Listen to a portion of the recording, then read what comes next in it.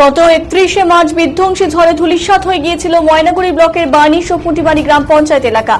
সেই ঝড়ে বিধ্বস্ত পরিবারগুলোর পাশে শুরু থেকে সাহায্যের হাত বাড়িয়ে দিয়েছিল নিগমানন্দ মিশন।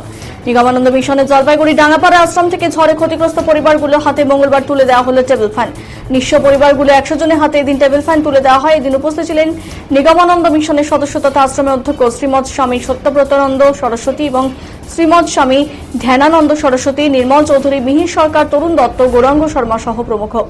উল্লেখ্য, ঝড়ের দিন থেকেই শুকনো খাবার, মোমবাতি, দেশলাই দেওয়া হয়েছিল। এরপর এলাকায় 600 শাড়ি, 400 ধুতি, বাচ্চাদের দুধ এবং খাবার দিয়েছিল নিগমানন্দ মিশন।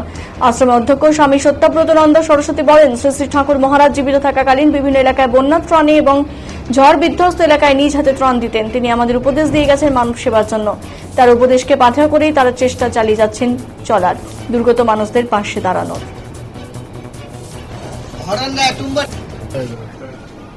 পরমহংস পরিব্রাজকাচার্য শ্রী 108 স্বামী নিগমানন্দ সরস্বতী দেব প্রবর্তিত বা প্রতিষ্ঠিত জলপাইগুড়ি শ্রী শ্রী নিগমানন্দ সারস্বত আশ্রম, তাহারই প্রবর্তিত যে সেবা কার্য, সেই সেবা কার্যে আমরা ব্রতী হয়েছি।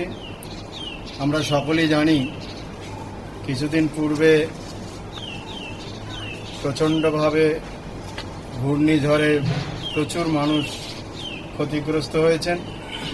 প্রাথমিকভাবে আমরা যথাসাধ্য ত্রাণ সহযোগিতা করেছিলাম। পরবর্তীতে ভক্তদের আগ্রহে আবার আমাদের কিছু ত্রাণ সাহায্য এসছে, তাকেই